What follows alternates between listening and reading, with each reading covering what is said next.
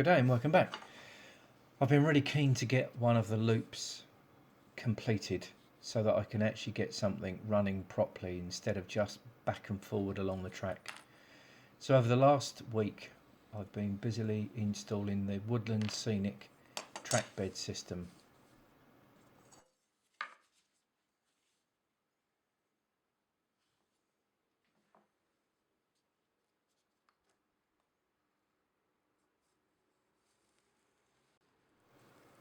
This Woodland Scenic product is excellent and I've really enjoyed working with it.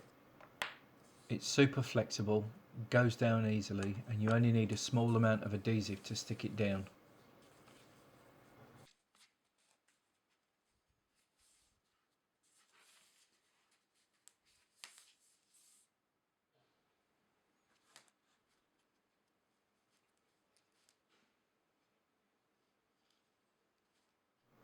The adhesive dries quite quickly, and I found through my mistakes that having a damp cloth nearby works really well, just to wipe away the excess glue either on top of the track bed or at the sides.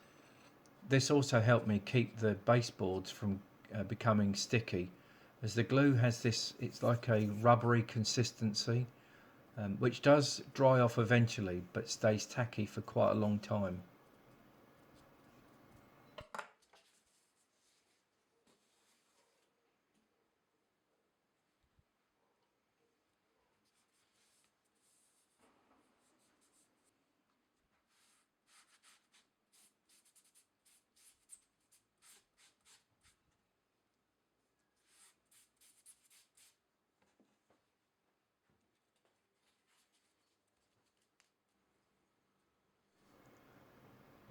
I found it quite straightforward laying the foam track bed where there's point work.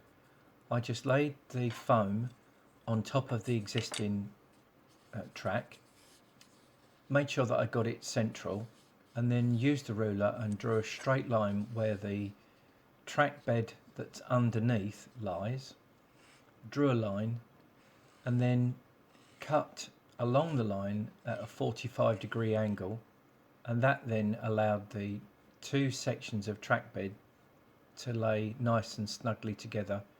It looked quite neat, so I was pleasantly surprised with the outcome.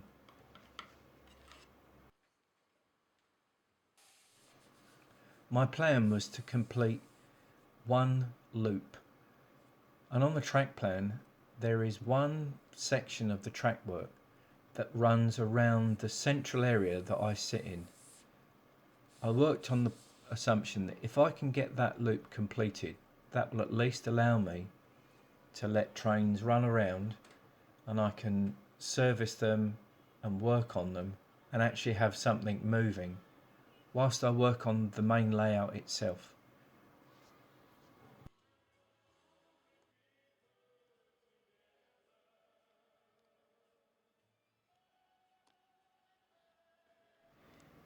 You'll notice that some of the turnouts have got the spur is complete and the straight ahead section is missing, and that all comes back to that wanting to complete an overall circuit and get some trains running, except for these two sidings here.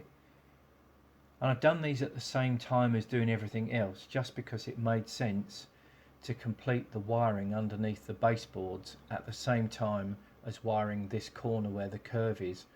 It just makes sense to go under there and do it once as opposed to come back and do it later.